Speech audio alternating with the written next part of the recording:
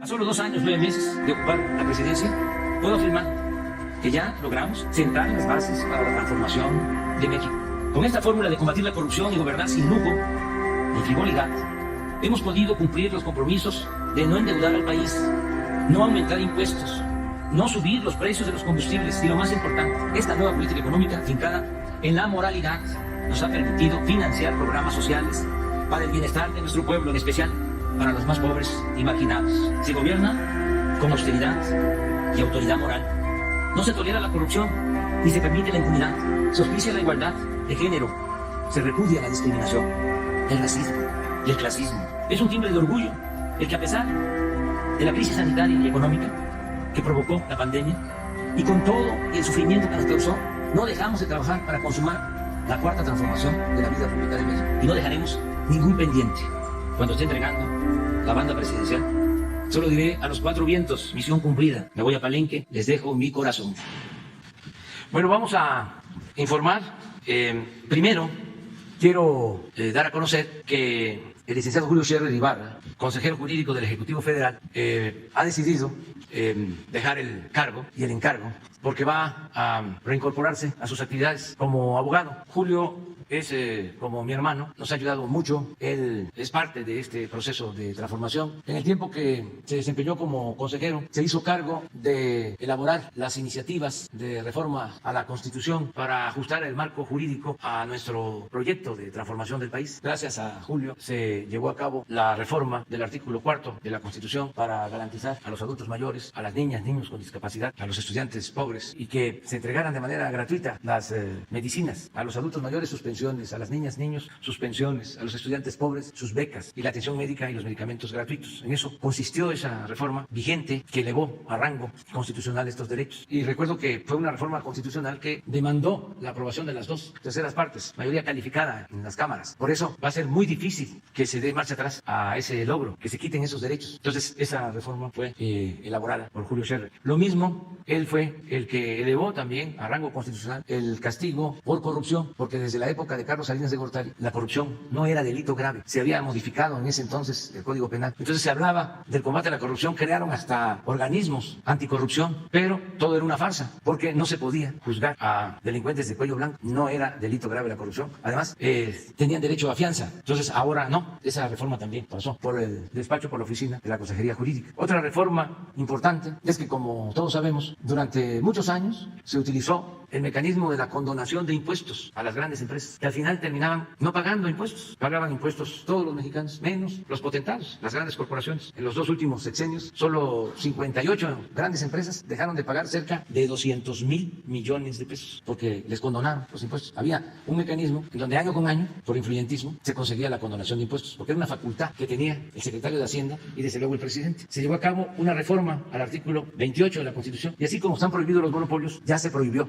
la condonación de impuestos. Esto nos ha permitido pues contar con ingresos, no hay aumentos de impuestos, pero también ya no hay estos fraudes fiscales legales, aclaro, porque estaban permitidos. Esa reforma también tuvo que ver con Julio, y también Julio nos ayudó para que se aprobara la creación de la Guardia Nacional, que requirió de una reforma constitucional para que tanto la Secretaría de Defensa como la Secretaría de Marina pudieran ayudarnos en tareas de seguridad pública, debido a que no podían ni la Defensa ni Marina actuar en asuntos de seguridad pública. Entonces, con esa reforma ya contamos con el apoyo para garantizar la paz, la tranquilidad, para darle seguridad al pueblo, de 2 instituciones que son fundamentales, la Secretaría de Marina y la Secretaría de la Defensa Nacional, y al mismo tiempo se creó la Guardia Nacional. Entonces, todo eso, por eso creo yo, que dijo ya ayudé bastante. Y otra cosa, mariposa. Entonces, le agradecemos mucho.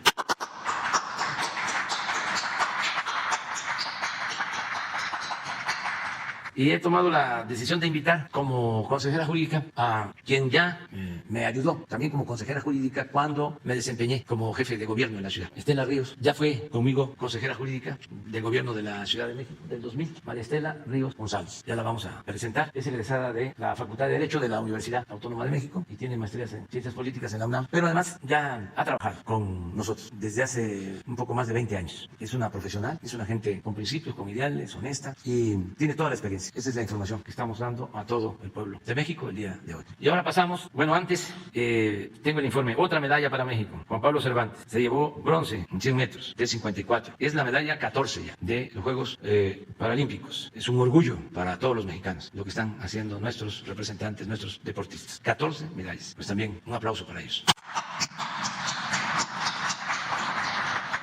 Muy bien, entonces vamos ahora a la parte fea. ¿Quién es quién en las mentiras de la semana? Vamos a ver los Pinocho. Señor presidente, buenos días. Buenos días, compañeras y compañeros. Durante el gobierno que encabeza el presidente Andrés Manuel López Obrador, se han respetado de manera plena las libertades democráticas y el derecho a disentir. No existe la censura, no se ejerce el espionaje, ni se persiguen voces críticas. La transparencia, la libertad de expresión y el derecho a la información están garantizados. En lo que va del sexenio se han llevado a cabo 686 conferencias matutinas. Se trata de un ejercicio de diálogo circular en el que la acción gubernamental se transparenta. Aquí se garantiza la crítica, el derecho de réplica y la interlocución de los periodistas y medios de comunicación. En este espacio, decenas de miles de personas se informan y crean un criterio propio sobre los problemas del país y las respuestas del gobierno para resolverlos. Es un espacio que no tiene precedentes. Bueno, ahora sí pasemos a las noticias falsas de la semana. La primera, nota falsa del diario Reforma sobre la apertura de un hospital en Tlacuapa, Guerrero. El diario Reforma publicó una nota el 1 de septiembre con el título "Reabren hospital, pero faltan médicos". En la nota se señala que el hospital de Tlacuapa, Guerrero, inaugurado por el Instituto de Salud para el Bienestar el 13 de julio, solo brindaba consultas básicas. Esta nota es falsa, puesto que no es verdad lo que afirma, además de ser información que ya había sido publicada por otros medios y que el INSABI ya había aclarado con anterioridad. El hospital de Tlacuapa fue destruido por el huracán Ingrid y la tormenta tropical Manuel en septiembre de 2013. El gobierno de Enrique Peña Nieto comenzó su construcción, pero no lo concluyó, como otros más de 300 hospitales y clínicas que dejaron a medio hacer. El gobierno del licenciado López Obrador retomó la obra con una inversión de 70 millones de pesos, en beneficio de 10,000 habitantes de la comunidad de Tlacuapa. El hospital fue abierto el 13 de julio, como ya dijimos, 8 años después de su construcción, y cuenta con 6 médicos, enfermeras, cirujano dentista, paramédicos y personal administrativo que atiende a la población. El INSABI aclara que el 16 de agosto formalizó la contratación de personal profesional, entre los que incluyen un médico general, paramédico, enfermería y administrativo, aunque sigue abierto el proceso de contratar personal especializado como pediatra, ginecólogo, cirujano y anestesiólogo. Es frecuente que en las regiones más apartadas del país cueste trabajo contratar a médicos especialistas porque estos prefieren trabajar en zonas urbanas. Aquí vamos a presentar los medios que han publicado esta noticia falsa, por favor. Bueno, queremos decir, por ejemplo, La Razón copia tal cual, íntegra la nota de Reforma, y otros medios replican el tema de que se abrió el hospital pero sin médicos. Repetimos, es falso. La segunda nota, por favor. Acusan al gobierno de justicia selectiva por el caso de Ricardo Anaya. Diversos medios de comunicación, comentaristas y opositores han usado el juicio contra Ricardo Anaya para atacar al gobierno federal, al que acusan de perseguir a los opositores, lo cual es absolutamente falso. Veamos lo que publicó el periódico El Financiero, que no tuvo límites al presentar un artículo de Leonardo Kurchenko titulado "Justicia selectiva". Cito: "Al humanista que perdona criminales le sobra el coraje y el enojo vengativo para ir en contra de sus opositores políticos, pero luego se persigna en actitud piadosa y cristiana, puras patrañas", dice Leonardo Kurchenko. Cierro cita. Así la objetividad del Financiero. Al respecto, Carlos Loret de Mola fue más allá en su programa de W Radio del 23 de agosto y afirmó: "Yo no he visto una sola prueba que lo incrimine", hablando de Ricardo Anaya. Cuando tienes un gobierno que brinda impunidad a los suyos, pues es una persecución política, ¿no? Es un abuso de poder de un autócrata. Más que un caso de justicia selectiva, vemos un periodismo parcial y amarillista, que busca golpear al gobierno y defender sin más a Ricardo Anaya, quien por cierto ya se fue de México desde fines de julio. Viajó en jet privado a Texas, donde vive actualmente y desde donde publica sus videos, desde antes de victimizarse como perseguido político y de que lo citara un juez. Anaya ya estaba fuera del país. El que nada debe, nada teme. La siguiente, por favor. Bueno, no importa que la noticia sea falsa con tal de pegarle al gobierno del presidente López Obrador. Queremos mostrar material en el que un personaje de la vida pública reproduce una noticia falsa y la comenta como si fuera verdadera. El presidente Vicente Fox reprodujo el 18 de agosto un tuit donde se afirma que miles de españoles abarrotan embajadas y puestos fronterizos porque supuestamente querían huir de su país ante la tentativa del gobierno mexicano de invadir la península ibérica e imponer a López Obrador como su monarca. La mentira es obvia, pero personajes como Fox no escatiman la oportunidad para golpear al gobierno, incluso aunque se trate de mentiras tan burdas.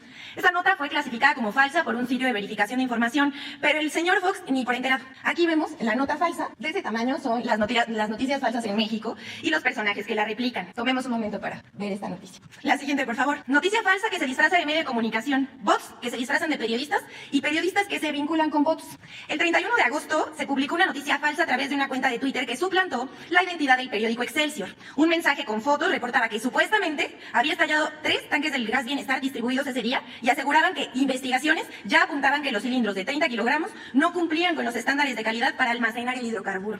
Vemos en esta, la siguiente por favor. Bueno, el video, también hay 4 fotos, pero también hay un video que se muestra como el supuesto accidente de Gas Bienestar corresponde a un video árabe publicado el día 28 de agosto de 2021, disponible en la siguiente liga. Lo vamos a estar poniendo en las redes sociales para que ustedes tengan acceso a ella. Aquí la cuenta y la anterior, por favor, aquí la cuenta y la información son falsas.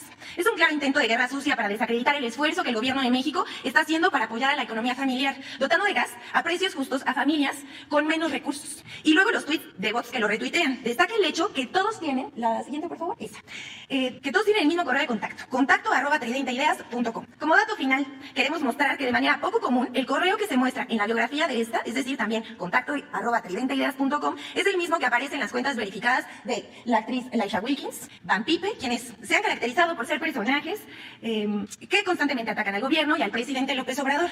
No solo ese correo es usado por estas cuentas, sino también por periodistas como Gabriela Barkentin, conductora de W Radio, Sandra Romandía, Pablo Reina, Georgina González Toussaint y Rebeca Mangas. Aquí los tweets y las cuentas a las que referimos. Es decir, comparten el mismo origen, las mismas noticias falsas y hacen nado sincronizado. Aquí la dejamos para que investiguen ustedes mismos. Muchas gracias. Gracias, presidente. Los dos. ¿Tenemos pendientes? Bueno, pero vamos con los dos y luego con los pendientes. Gracias, presidente. Buenos días. Preguntarle sobre la caravana de migrantes que hay en el sur del país, hasta dónde va a llegar el gobierno para la contención. Ayer usted mencionaba en su informe que fueron sancionadas estas 2 agentes del instituto que agredieron a un migrante, pero hemos seguido viendo pues escenas fuertes de confrontamiento entre los migrantes y los agentes. Preguntarle si buscan disolver por completo la caravana, lo que hace más difícil para los migrantes avanzar ya en solitario y más peligroso también. ¿Cuál sería el fin, hasta dónde llegaría? Bueno, el propósito es mantener hasta donde sea posible a los migrantes en el sur-sureste del país, porque permitir la introducción por completo al territorio que atraviese nuestro país significa muchos riesgos de violación de derechos humanos, sobre todo en la frontera norte. Desgraciadamente hay esos antecedentes, ya se ha olvidado porque a los medios de información pues no les conviene, a los que están en contra de nosotros, recordar hechos lamentables como el fusilamiento de migrantes, el asesinato de migrantes en Tamaulipas, en los gobiernos anteriores, en San Fernando, Tamaulipas. Entonces, y recientemente todavía lamentamos que unos migrantes guatemaltecos fueron asesinados, quemados en la frontera de Tamaulipas. Entonces corren muchos riesgos. Entonces nosotros estamos buscando que se mantengan en albergues en el sur-sureste, nada más que ellos llevan pues un plan desde que salen de sus pueblos. Hacen acuerdos, muchos, con traficantes de personas, con polleros, reúnen dinero con ese propósito y lo que quieren es llegar a Estados Unidos. Entonces estamos haciendo una labor para contener la afluencia migratoria hasta donde podemos y al mismo tiempo seguimos insistiendo con el gobierno de Estados Unidos y yo espero que esto ya se atienda lo más pronto posible para que se actúe y se les dé opciones a los que por necesidad tienen que abandonar sus pueblos. ¿Y cuáles son esas opciones que deben de aplicarse ya? El que se extienda el programa Sembrando Vida a Guatemala, a Honduras, a El Salvador, que se haga lo que se está realizando en Chiapas. En Chiapas estamos sembrando 200,000 hectáreas de árboles frutales y maderables y están trabajando 80,000 sembradores. Entonces, eso mismo se debe hacer en Guatemala. De inmediato, empezar a ofrecer apoyos para cultivar la tierra. 200,000 hectáreas para empezar, primera etapa. 80,000 empleos. Y lo mismo en Honduras, otras 200,000, con otros 80,000 sembradores. Y lo mismo en Salvador, 200,000 hectáreas, 80,000. 240,000 empleos, a más tardar en 6 meses. Segundo, jóvenes construyendo el futuro. Se benefician en Chiapas 30,000 que reciben un salario mínimo. En el caso de Sembrando Vida es garantizarles un jornal. Son empleos. Esos 30,000 jóvenes que ahora están trabajando como aprendices en Chiapas, eso se replica. Y son 30,000 para Guatemala, 30,000 para Honduras, 30,000 para El Salvador, 90,000 y 240,000, 330,000 empleos. Pero en 6 meses. Ya. Y esto con un complemento que es muy importante, un compromiso del gobierno de Estados Unidos de que a los que se inscriban en estos programas, de estos 330,000, en una primera etapa, van a tener en un tiempo adecuado cuando se ordene el programa, visas temporales de trabajo aseguradas para que puedan ir, trabajar 6 meses y regresar a ver sus plantaciones, regresar a sus actividades en Centroamérica. Esto que les estoy planteando, así se lo voy a volver a plantear al presidente Biden. La semana próxima, a más tardar, le envío una carta, porque no podemos solo estar deteniendo, reteniendo.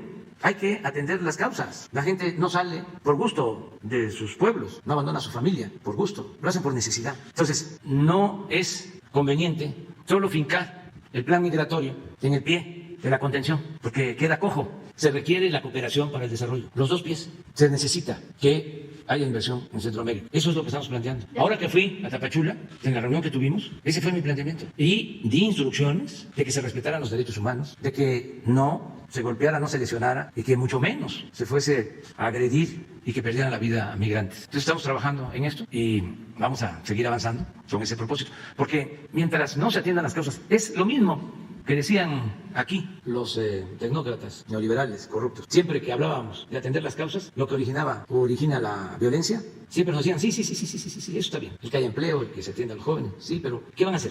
Pues eso. Sí, pero eso lleva mucho tiempo. Pues sí, pero hay que iniciarlo, no hay que esperarnos, aunque lleve tiempo, porque eso es ir al fondo del problema. La paz es fruto de la justicia, la tranquilidad, y no se puede enfrentar la violencia con la violencia, y no se pueden resolver problemas sociales con medidas coercitivas, que es elemental. Entonces, ya hay que hacer algo diferente, una política migratoria fincada en la cooperación para el desarrollo, que desaparezca por completo lo del Plan Mérida. ¿Para qué queremos que nos manden helicópteros artillados como lo hacían antes? ¿Qué pasa? Que ya los medios ya se olvidaron de todo esto, ¿no? Pero ahí debe estar en el Reforma y en el Universal deben de aparecer las fotos, o Radio Fórmula, que ahora nos cuestionan muchísimo de todo, hasta si me está creciendo la panza, que mueva yo la pancita, o el botonazo. Entonces, nada más que de eso ya no se habla. Acuérdense, porque ustedes son periodistas, comunicadores, acuérdense, no lo olviden, no hay texto sin contexto. Sé muy bien que no es un asunto de ustedes, es de los machuchones, de los de arriba, que están molestos porque recibían del gobierno mucho dinero para publicidad y entonces están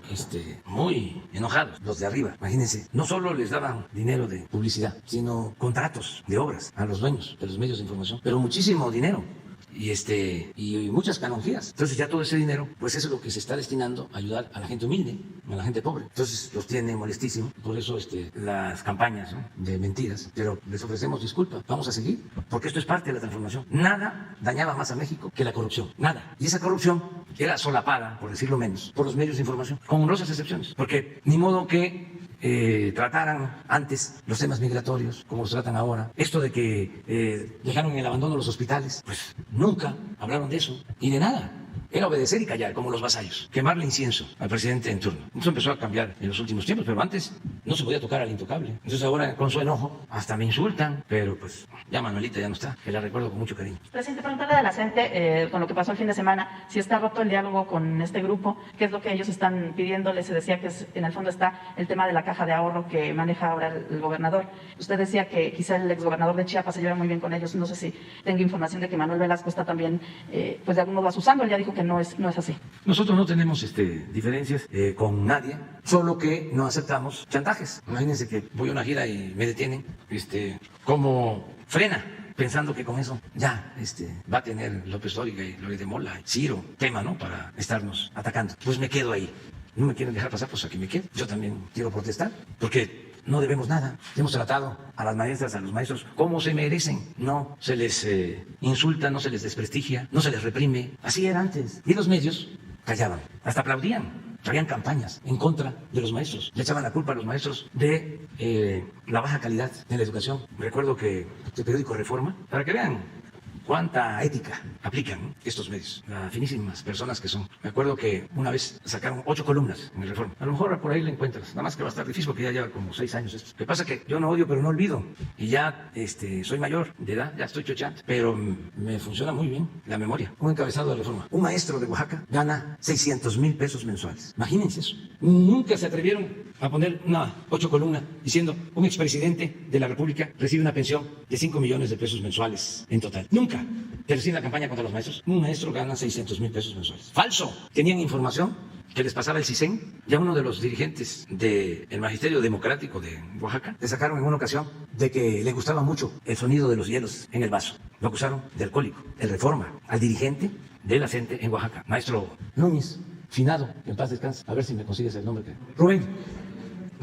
¿Qué le hicieron a este maestro? El sexenio pasado. Lo metieron a la cárcel y lo acusaron de lavado de dinero. Siendo un maestro humilde, honesto. Lo tuvieron en una cárcel de alta seguridad, acusado de lavado de dinero. La represión desatada desde Gobernación, por Chong y por todos los que ahora aplauden todo lo que se orienta a afectarnos. ¿Saben quién en ese entonces defendía al magisterio, aparte de ellos? Del movimiento nuestro. Siempre Por eso tengo autoridad moral y por eso les puedo decir a los dirigentes que se pasan y les puedo decir, consulten a las bases si son democráticos. Pregúntenle a los maestros, a las maestras, si es correcto lo que hacen de darme a mí ese trato. Y empiezan a corear de que es lo mismo. No, no es lo mismo. Hasta les dije, ahí en un discurso, se me vino a la cabeza algo que también se aprende pues en la lucha. Les dije, ni frena, ni la gente detienen al presidente. Entonces, eso es, si tienen necesidad de atender asuntos con la Secretaría de Educación Pública. La Secretaria de Educación Pública, la maestra Delfina Gómez Álvarez, es una mujer íntegra, honesta.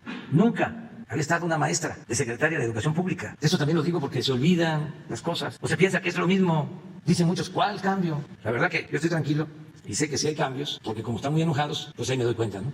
De que vamos bien, de que se está llevando a cabo la transformación. A lo mejor si me estuviesen aplaudiendo, no estaríamos avanzando, ¿no? En el propósito de transformar al país en bien de todos, hasta de los opositores, porque ya no se podía seguir con lo mismo. Es un proceso decadente, estaba podrido el gobierno con todo lo que lo sostenía, una gran corrupción. Era urgente, necesario, justo de llevar a cabo la transformación. Ahí les invito a que se lea el libro que escribí, porque ahí están las ideas y están las acciones. Y me llama también mucho la atención que están calladitos, porque seguramente ya lo leyeron. No dicen nada, nada. Y tengo información, les voy a presumir, de que se está vendiendo muchísimo. No puedo decir que como pan caliente, pero sí, se está vendiendo mucho, porque la gente quiere saber muchísimas cosas que se ocultan en los medios, muchísimas cosas. No se hace periodismo de investigación. Bueno, sí, para estar contra nosotros. Y eso tampoco, mucho. Pues por eso estos refritos, ¿no? Sale una noticia falsa y ahí se cuelgan todos, aun cuando sea falso. Lo del presidente Fox, yo creo que ese sí debe ser falso. No creo que él haya hecho eso. A ver, ¿por qué no la pones otra vez? Porque en España hay una situación especial, hay una inconformidad. No lo creo. ¿Ustedes creen eso? No, ¿verdad? No, yo creo que no fue él. Yo creo que también ¿cómo le llaman esto? Lo hackearon. Ojalá y se aclare. Porque es mucho, o sea, no es posible, no. Sí, estoy seguro que es falso. Que lo usaron, le usaron su página, ¿sí? En España lo que hay, con todo respeto, es que está aumentando mucho el precio de la luz y de los combustibles. Y hay inconformidad. Y son las empresas que también aquí eran preferidas, predilectas. Pero, pues cada país debe tomar sus decisiones. Hay países que dicen que debe de continuar el neoliberalismo, que quieren que siga la libertad en el mercado. Y yo soy partidario de eso. Pero no soy partidario de la libertad del zorro en el gallinero. ¿Cómo dejar a los consumidores en el desamparo frente a monopolios que solamente les importa el lucro? ¿Así? Pues es lamentable. A mí me tienen pues un poco de coraje quienes votaron por el presidente Fox creyendo de que iba a haber un cambio. Entonces a nadie le gusta que se les señale que se equivocaron. Entonces, en vez de rectificar y de no caer en la autocomplacencia y de asimilar de que es de sabios cambiar de opinión, siguen aferrados. Y ahí sí que, como diría el mismo presidente Fox, ¿y yo por qué? ¿Qué tengo yo que ver? Para que se enojen conmigo. Adelante. Buenos días, Eduardo Esquivel Ancona, de SDP Noticias. Mi primera pregunta quisiera decirle, hay un diferendo entre el gobierno de México con los Estados Unidos, y Estados Unidos también lo tiene con Canadá dentro del TECMEC, en la industria automotriz, sobre las reglas de origen. La interpretación que tienen los Estados Unidos es mucho más ruda, por así decirlo. Ellos quieren ya, y es gradual. México había afirmado y Canadá que fuera gradual, porque hay muchos insumos que vienen de China y que no son de origen regional. Entonces, le quisiera preguntar, ¿se va a llegar a un panel internacional para dirimir estas interpretaciones, o tiene pensado el gobierno mexicano con el de Canadá llegar a un arreglo antes de esto? Porque si se llega a un panel, pues hay veces que es mejor llegar a un mal arreglo que a un buen pleito. Entonces esa sería mi primera pregunta. Sí, ya se está viendo, y sí hay esta diferencia. Primero fue México y luego se sumó Canadá, pero se está buscando llegar a un acuerdo. La Secretaría de Economía y Relaciones Exteriores están viendo este asunto. Y como lo mencionas, no queremos llegar a un panel internacional. Son las salidas que se tienen como opción cuando hay estas controversias en el tratado. Pero no creo que se vaya a llegar hasta allá. Se vaya a lograr pronto un acuerdo. En una segunda pregunta, señor presidente, usted ha dicho que ya no hay privatizaciones, pero he estado viendo que todavía está lo que llaman un nuevo modelo de operación de estándares de calidad para el mantenimiento de carreteras y la supervisión de ese mantenimiento, que se los dan a empresas privadas. Estas empresas privadas, una empresa privada hace lo que es el mantenimiento y otra la supervisa, pero son carreteras concesionadas al Fondo Nacional de Infraestructura, al FONADIN. Entonces, sigue habiendo esta privatización que afecta a los trabajadores de Capufe, porque pues si estas empresas dan este mantenimiento, pues ya a los trabajadores de Capufe pues los hacen a un lado. Entonces quisiera saber si... Si estamos frenando.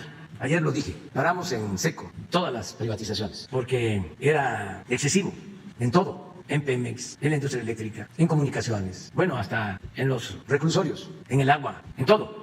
Y en el caso de las carreteras, se firmaron convenios de mantenimiento por varios años que se tienen que estar pagando. Ahora estamos revisando esos convenios y procurando que ya no haya ese mantenimiento privado, que en efecto se fortalezca Capufe. ¿Y ya no habrá entonces licitaciones para dar las concesiones? No, ya la instrucción es que no se privatice nada, que se fortalezca Capufe, que se había quedado rezagada como empresa. Y en efecto, estamos haciendo una revisión de financiamiento, porque muchas de esas obras eran financiadas por la Banca de Desarrollo. Estoy informándome, y hay un equipo que está trabajando, de cuánto de los convenios de la industria eléctrica, de las empresas extranjeras que recibieron concesiones para venderle energía eléctrica a la Comisión Federal, cuánto fue de créditos que se otorgaron en el mismo gobierno. O sea, negocios redondos.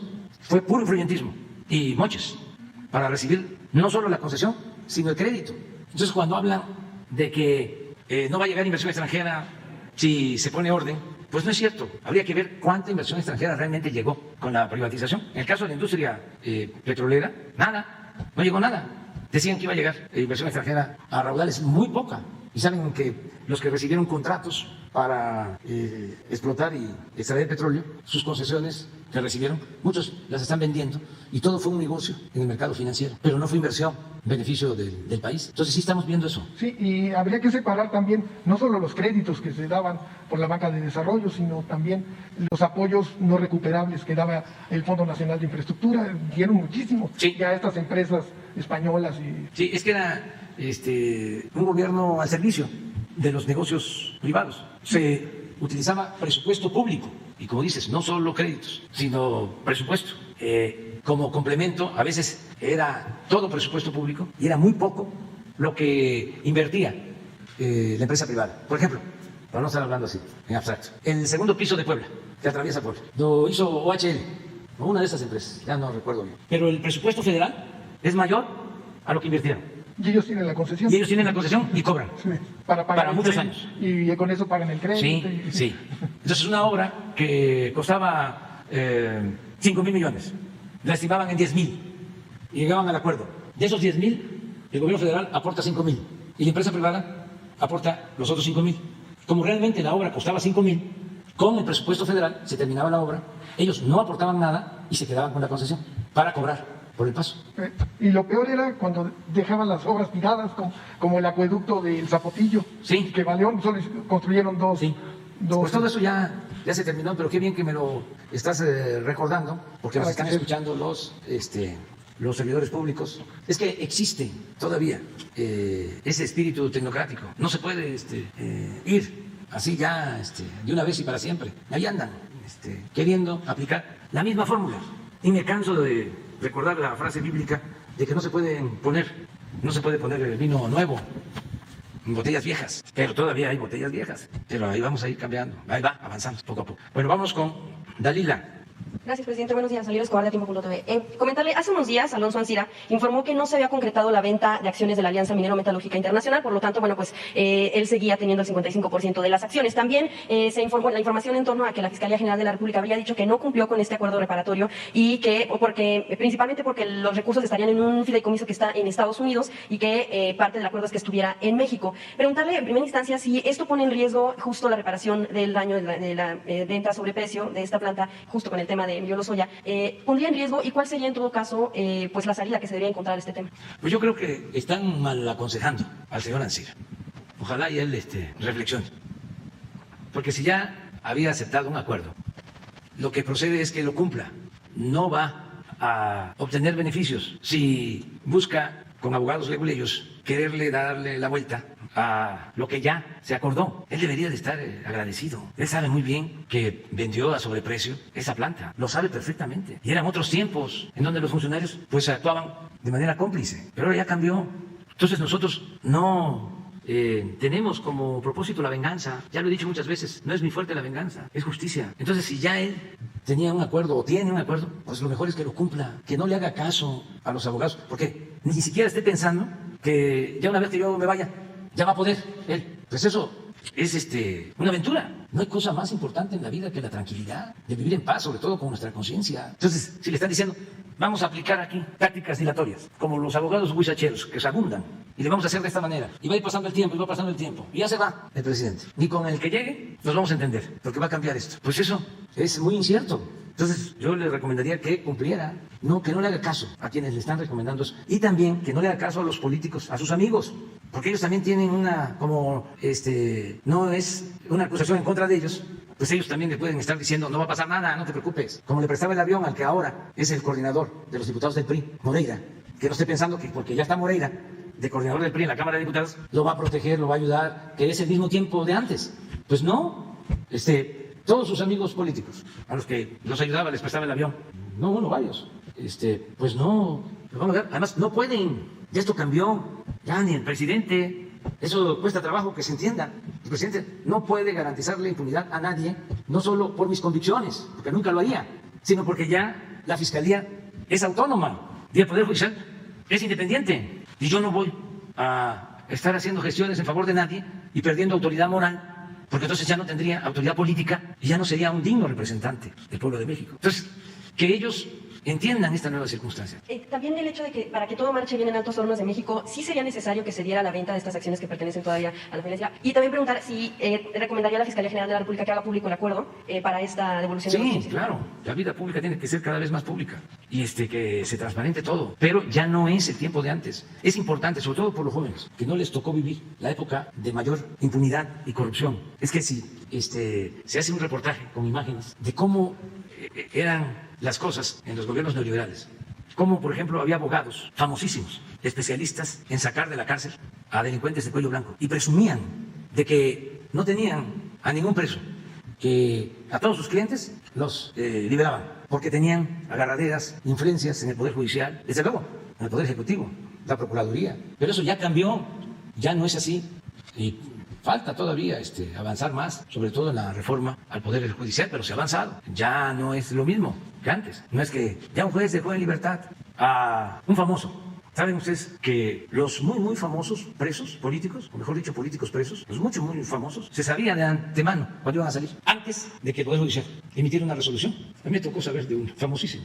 Ya va a salir. ¿Pero cómo? Si todavía no termina el proceso. Sí, pero ya está planchado el caso. Ahí se los dejo de tarea a ustedes. Presidente, y justo lo que estaba mencionando, bueno, también porque lo dice y es importante sobre este mismo asunto de Alonso Ancira. Usted en mayo mencionó que tenía pruebas de que le había pagado viáticos, además lo que dice del helicóptero a Rubén Moreira. Y no sabemos si se presentó esta denuncia. Usted dijo que incluso la presentaría en la conferencia. No sucedió, pero no solo eso. Ahora ya Moreira incluso tiene puestos claves en la Cámara de Diputados, como también nada menos presidente de la JUCOPO, de la Junta de Coordinación Política, donde pues se toman las decisiones más importantes, pues son nada menos pues la cabeza de varias decisiones que toman la Cámara de Diputados. Pero también pues este puesto tuvo que haber sido pactado con Morena. ¿Por qué alguien de quien el presidente tiene pruebas de que cometió un presunto delito está en un puesto clave de la Cámara de Diputados? ¿Por qué esta negociación y por qué no se presentó la denuncia? Esas cosas, o sea, no es como piensan mis adversarios, pues que estoy metido en todo. Pues no podría atender lo fundamental. Yo no sé qué pasa en la Cámara, no conozco al dirigente de la Cámara de Diputados, o sea, seguramente lo he visto y eso, pero digo, no lo identifico bien. Sí conozco bien a la dirigente de la Cámara de Senadores,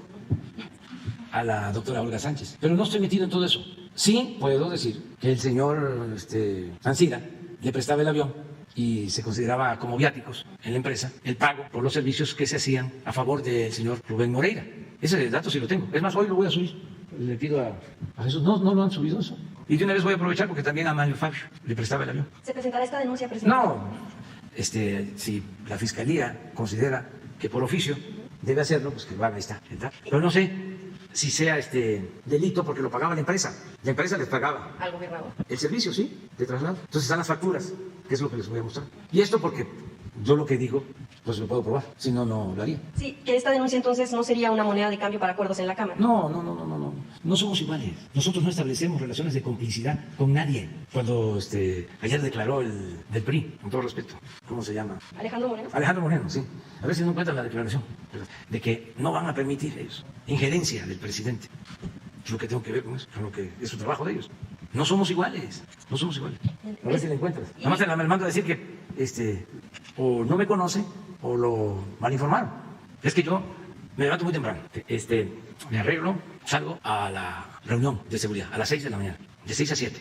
Estoy atendiendo todo, atento, junto con el Gabinete de Seguridad, de todo lo que pasa. ¿Qué pasó ayer en Ocosingo? Que tienen retenidos, y aprovecho para decirles que los liberen a 2 miembros de la Guardia Nacional, porque se detuvo a quienes estaban traficando con migrantes. Entonces, en represalia, detuvieron a 2 miembros de la Guardia Nacional. Y entonces, pues no deben de actuar así. Entonces, todas estas cosas, o el informe que se tuvo sobre damnificados por Nora, que vamos a ayudar, el avance que llevamos en la atención a damnificados de Veracruz. Ya tomamos la decisión que a todos los afectados se les va a entregar un apoyo para rehabilitar sus viviendas, y se va a entregar también un apoyo a los que perdieron sus cosechas, y el Ejército y la Marina van a seguir apoyando con víveres. También hoy se nos presentó un informe de que se siguen entregando mercancías decomisadas en los municipios más pobres de la montaña de Guerrero. Entonces tengo eso de 6 a 7. Luego de 7 a 9 estoy aquí con usted. Terminando, tengo un desayuno con el secretario de Hacienda de 7 a 9. De 9 a 10. Para ver muchísimas cosas. Paquete económico, ¿sí? Ley de ingresos, presupuesto, el incremento de reservas, una parte se utilice para pagar deuda pública. Todos estos temas. Entonces luego tengo reuniones todo el día. Que ahora ni siquiera he ido a macanear. He estado muy atareado. No he podido ir que me lo recomiendan los médicos. Mire lo que dijo. Ahí, nanita, en el PRI no obedecemos a ningún presidente de la República. Pues, ¿ha habido otro que no obedezcan? Pregunto. ¿No obedecían al presidente Peña? Pero es mala información, o sea, porque yo no tengo nada que ver. No recibimos órdenes de nadie, no nos subordinamos a nadie, no obedecemos a ningún presidente de la República, ni presente ni pasado, en este país. ¿Cómo estás? Pero así están las cosas. Presidente, finalmente quisiera preguntarle al hasta hoy consejero jurídico, saber cómo se va de este encargo, si considera que deja pendientes, y bueno, pues cuál tal vez ha sido la propuesta más importante que le hizo a la administración del presidente López Obrador. Me voy muy agradecido con el presidente. Me dio la oportunidad siempre de hacer las propuestas que consideramos que deben de hacerse en beneficio de la gente más pobre. Creo que se pudo hacer un trabajo muy bueno.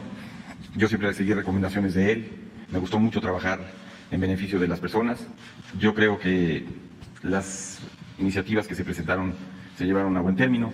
Como ha dicho reiteradamente el presidente, quedan 3 reformas constitucionales que se van a presentar seguramente pronto, que son las más importantes. En relación a los asuntos litigiosos que se quedan pendientes, no hay ningún asunto litigioso que detenga ninguna de las obras públicas importantes que está llevando a cabo el gobierno de la República. Entonces, en lo personal, yo me voy muy satisfecho, muy honrado con mi puesto, muy agradecido con todo el gabinete al que serví, pero sobre todo muy agradecido con el presidente de la República, porque tuve un trato muy satisfactorio y la verdad no tengo más que gratitud infinita para mi jefe, el presidente de la República. Muchas gracias, presidente. ¿Hay algo que no se haya logrado? De aquí salió la propuesta para impulsar ampliación del cargo de Arturo Saldívar. No tengo ningún asunto pendiente. Lo de Arturo Saldívar, creo que la propuesta que llevó a cabo la Cámara de Diputados llegó hasta donde el ministro Saldívar pensó que debería de llevarse a cabo. Él decidió bajarse de esa propuesta, no se concluyó. Él presentó una reforma del Poder Judicial para el Poder Judicial. Creo que esa reforma debe concluirse. Ojalá que se haga. Es una propuesta para tratar de eliminar la corrupción, para tratar de cambiar todo el problema de nepotismo que hay ahí en el Poder Judicial. Nunca se había hecho una propuesta como la que hay el día de hoy allí, y ojalá que se pueda avanzar. Hay muchos problemas en el Poder Judicial. Ojalá que este ministro Saldívar, que yo creo que ha hecho un gran papel, pueda seguir adelante con esto. Ojalá que sea para el bien del Poder Judicial lo que se ha podido avanzar. Gracias. ¿No lo escucho bien? Relacionado con lo político y lo periodístico. Si me permitiera un minuto nada más. Sí, muchas gracias. Señor Chel, es muy importante para mí, porque usted es periodista y abogado, lo que yo quería exponerle al señor presidente de la República. Mire usted, el asesinato de periodistas en este país es algo terrible. Por ejemplo, señor presidente, el caso de Miroslava Bridge. Ella, cuando fue asesinada, le pusieron un cartel mágico que cambió 3 veces. La primera vez decía por lenguaraz, la segunda vez por lengua larga, y la tercera vez para que aprenda tu jefe Javier Corral. 3 veces cambió el cartel. Después, la Fiscalía Especial para Delitos contra la Libertad de Expresión compró a un testigo, lo torturó, lo hizo confesar que su padre era el que había sido el asesino material de Miroslava Brecht. Entonces estamos indefensos porque tanto el mecanismo para la protección de periodistas, que depende de la Secretaría de Gobernación, como la Fiscalía Especial para Delitos contra la Libertad de Expresión están totalmente corrompidos. Entonces yo quisiera pedirle al colega Scherer que desde la iniciativa privada donde va, nos ayudara con este mecanismo de protección de periodistas, porque están asesinando a 3 compañeros cada mes y es algo que puede cambiar en el segundo trienio del presidente López Obrador. La segunda también va a ser muy breve, pero también quisiera pedirles su ayuda. El presidente ha ordenado un acuerdo para la liberación de personas torturadas, para las personas que llevan mucho tiempo en prisión. Uno de ellos, señor presidente, es un policía que se llama Herón, que usted condecoró como policía de élite. Después, Genaro García Luna le inventó un delito de secuestro. Lleva 16 años en prisión. No tiene sentencia. Su hija era una bebé que ahora es una eminente criminóloga. El Poder Judicial en México, señor presidente, señor Scherer, no solamente, por supuesto, me refiero al Poder Judicial Penal, no solamente es uno de los ejemplos más graves de corrupción en este país, sino también de estupidez. No hay investigaciones. Los jueces son de consigna. Ahí están los jóvenes que metió a la cárcel Isabel Miranda de Wallace. Yo quisiera, señor presidente, que usted leyera una carta que le dirigieron a Los Ángeles Press algunas de esas víctimas, con una ortografía excelente, con una letra limpia. Cualquier perito diría, este señor no puede ser un criminal. Pero hay un hermano en un penal de la República y otro penal en otro penal. Termino, perdonando la emoción. Es necesario, el yunque está muy alebrestado, está muy arriba. Ahorita que la señora Margarita Zavala está ocupando un lugar en el Congreso. Se les olvida a ella y a Lía Limón que hay 49 niños muertos por el sistema de guarderías subrogadas que ella le dio a sus familiares. Hay que parar esto. Es un peligro para la seguridad nacional. Y a Julio le pediría que desde donde esté, desde la iniciativa privada, no deje de ayudarnos en este mecanismo de protección a periodistas, en que las investigaciones sean serias y también en que participe de alguna manera desde la iniciativa privada en este consejo que se va a formar, en el que podrían participar la Universidad Iberoamericana, que financió presunto culpable y que desnudó la corrupción del Poder Judicial. Y finalmente, la Consejería Jurídica de la UNAM. Muchos ciudadanos, muchos abogados estarían dispuestos a ayudarle, señor presidente, porque confiarlo a los jueces y magistrados que hoy integran el Poder Judicial es poner esto en manos de un sistema podrido. Gracias a Julio Scherer y gracias, señor presidente. Si a título personal el presidente me lo autoriza, yo voy a seguir ayudando en lo que se pueda, siempre sirviendo al presidente y siempre sirviendo a este gobierno en el que confío plenamente. Gracias, presidente. Bueno, ya habíamos hecho el compromiso, tenemos el compromiso, le pedimos a Alejandro Encinas que llevara a cabo una revisión de todo esto que heredamos, estos mecanismos de protección, para ver si funcionan. A mí me estimula mucho de que haya gente como tú, porque eso significa que hay esperanzas. Con claridad, exponer las cosas y buscar salidas y tener confianza. Nosotros podemos dilatarnos, puede tardar como la justicia, ¿no? Que a veces tarda, pero llega. Pero tenemos voluntad de hacer bien nuestro trabajo, de que no haya impunidad y proteger a todas las personas, proteger la vida, que es el principal de los derechos humanos. Sin embargo, hay rémoras, hay cosas que quedaron muy mal, que todo se echó a perder, se pudrió por el influyentismo, por la corrupción. Entonces, vamos a pedirle a Alejandro Encinas que trabajemos. Lo dijiste muy bien. Nos faltan 3 años. Claro, si la gente así lo decide, y ayer decía yo que no había que ser soberbios, ¿no? Depende de la naturaleza. Yo soy el presidente de más edad que ha habido en la historia. Presidente constitucional. Hay 2 que no fueron electos y que sí tienen más edad que yo. Pero de los electos, los que se aceptaron mediante procesos legales, legítimos, soy el de más edad. Entonces, tiene que ver con la naturaleza. Antes se decía de que don Adolfo Ruiz Cortines, que fue un buen presidente, le decían el viejito. Y resulta que don Adolfo era menor que yo cuando llegó a la presidencia. Tenía menos años que yo. Entonces, por eso hablo de la naturaleza, y hablo de la ciencia, y hablo del creador. No solo que lo decide el pueblo, sino también la naturaleza, la ciencia y el creador. Que no puede, ayer lo dije, eso no lo tenía escrito, lo improvisé, de que no puedo ser soberbio. Si hay una de las cosas que me gustan del rito católico, es el de arrodillarnos. El que es católico se arrodilla, porque ese es un acto de humildad. Decía un liberal, negromante, decía, y era anticlerical. Entonces decía, yo me arrodillo donde se arrodilla el pueblo. Entonces, bueno, si terminamos, vamos a consumar la obra de transformación. Y este es un asunto que, como tú dices, nos faltan 3 años y que podemos dejar bien. Que no haya impunidad, que no haya injusticias, que se proteja a los dirigentes sociales, a los periodistas, que no haya estos asesinatos, que haya justicia. Entonces, esto ya tenemos eso por delante. Y tengo confianza porque Adán es abogado también y tiene dimensión social. No solo es abogado, es un hombre que lucha por la justicia, que tiene buenos sentimientos. Eso ayuda mucho. Luego, Alejandro Encinas está probado, es un hombre recto que protege los derechos humanos. Y así, y es muy buena tu propuesta, por ejemplo, que Julio y otros abogados, otras personas de buenos sentimientos, que nos ayuden y que entre todos podamos elaborar un plan, una nueva forma de enfrentar este asunto, este problema lamentable, ¿no? Muy bien. Falta Daniel Blancas. Gracias, presidente. Buenos días, Daniel Blancas. Solamente brevemente a Julio, si esta despedida o por esta despedida se descarta, al menos en este gobierno, que usted vuelva a tener un cargo público, ya no sea en el Ejecutivo, sino en el Judicial o en algún otro órgano. ¿Está descartando con este adiós su vuelta a la vida pública en algún otro órgano? Uno, bueno, no debe decir en política, ¿no? Solo cuando se llega ya al final, ¿no? Que lo más conveniente es jubilarse, porque también no solo es la edad, ¿no? Sino cuando no se sabe uno retirar a tiempo, porque hay veces que es mucho el apego al poder y eso hay que dominarlo. Traer a raya las ambiciones en lo personal. Yo, por ejemplo, me voy a retirar en definitiva y no vuelvo a saber nada. Eso lo tengo ya claro. Ya dije, sí, concluyo en septiembre del 24 y ya, se acabó. A otra cosa, mariposa, sí, a ver las mariposas, admirar las mariposas. Y en el caso de Julio, pues tiene toda una vida, él puede seguir participando. No sé si tenga algo que decir, Julio. Si usted me permite, yo preparé un pequeño texto que yo quisiera leerle.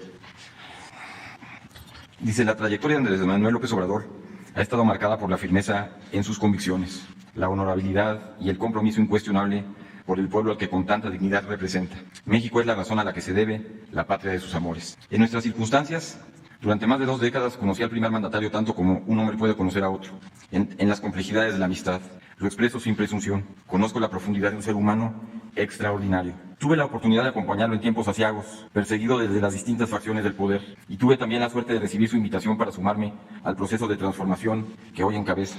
El presidente me encomendó dar sentido a la concepción más pura del derecho, poner la ley al servicio del pueblo en búsqueda de la justicia social de un país tan desigual que hoy necesita justicia. Desde la lealtad, oxígeno entre la gente que se quiere, acordamos la elaboración de las reformas que hoy son base de este proyecto de nación. Hoy el ciclo se ha completado. Esa es la razón por la cual doy por terminada la máxima distinción en mi carrera profesional: el trabajo hombro a hombro junto al presidente de México como su consejero jurídico. Desde la Consejería Jurídica atestigué la batalla diaria que el presidente López Obrador emprendió para que los mexicanos vivamos orgullosos de nuestro gobierno, de nuestra nación y de nosotros mismos. A partir de hoy, lo haré desde otro lugar. No son palabras ligeras, nacen desde el corazón, presidente. Hay compromisos finitos, los de la lealtad y los de la amistad son irrenunciables. Mi gratitud para cada uno de sus colaboradores, pero para usted, mi gratitud infinita, presidente. Ya se acabó, ¿eh? Estuvo sentida ya te quedas para mañana. No, y por eso, de una vez yo creo que, ¿para qué? Para mañana. Ya, porque Julio merece eso. Estuvo sentido. Terminar así. Mañana entonces. Mañana tú sigues. Como primero. Como primero. Muchas gracias. Muchas gracias.